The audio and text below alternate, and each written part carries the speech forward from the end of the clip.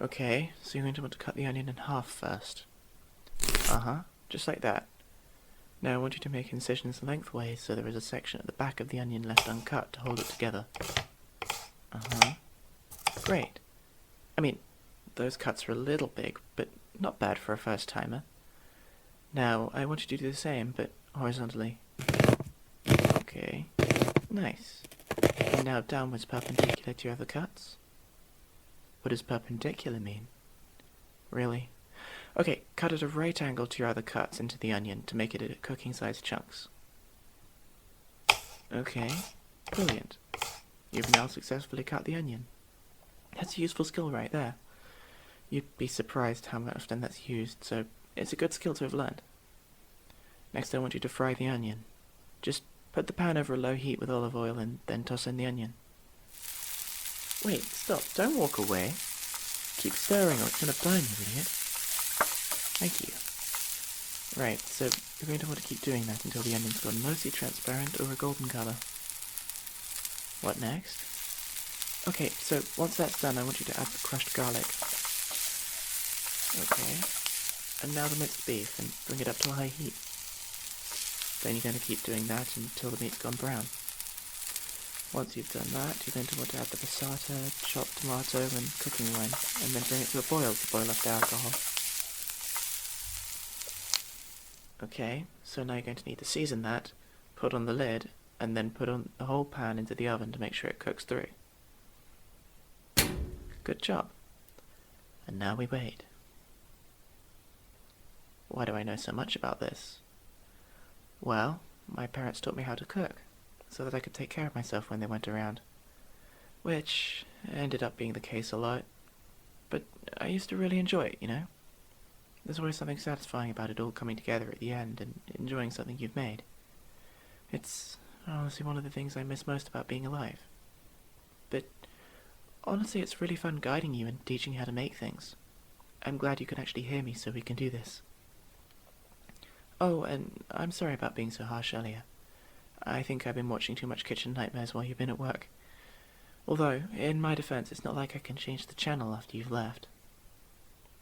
You want me to talk about my life?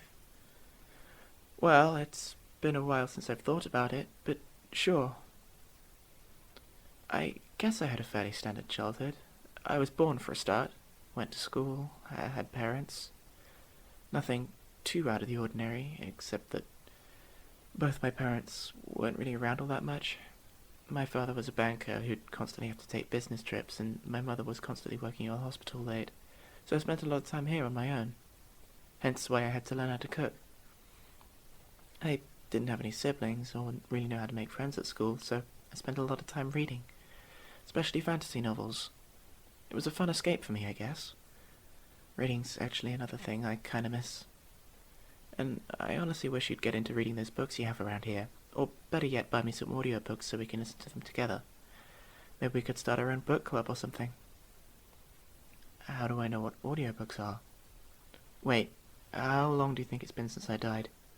It's only been like 10 years. What, did you think I was some Victorian ghost or something? Oh, please, I do not act that old. You're just immature. But anyway, one day I came home from school and found the front door wide open. Went in thinking my father had come home from a trip or something, but it wasn't him. Last thing I remember was some guy in a balaclava rushing towards me and everything going black. Next thing I know, I'm a ghost. Apparently. It still feels weird to say that, you know? After a lifetime of being told ghosts aren't real, and believing it, to suddenly be evidence to the contrary. If that's even what I am. Other ghosts? I mean, possibly. I can't leave this apartment, so I have no idea. This building is too new for anyone else to have died here, so it's just me. I mean, that's probably easier for you, right? Imagine having to deal with two of me. Although, the company would be nice. Oh, right, I got sidetracked. After my demise, my parents couldn't handle being here anymore. I guess it gave them bad memories. So they sold it on to a young couple. From there it got rented onto the guy who was here before you, who was honestly awful. And then from him onto you. That pretty much takes us up to where we are now. Why are you looking at me like that? Oh, right. Don't, don't worry about me. I've had a lot of time to get over it, so I'm mostly fine. I'm just very glad to have actual company again through you. It's been a lonely 10 years, which is why we have so much to do. I have a lot of time to make up for. Oh, right, the spaghetti sauce. You should probably check on that. Yeah, that looks done to me. Next you just need to boil the spaghetti for 10 minutes and then serve. So, what do you think? Better than that instant food you've been living off, right?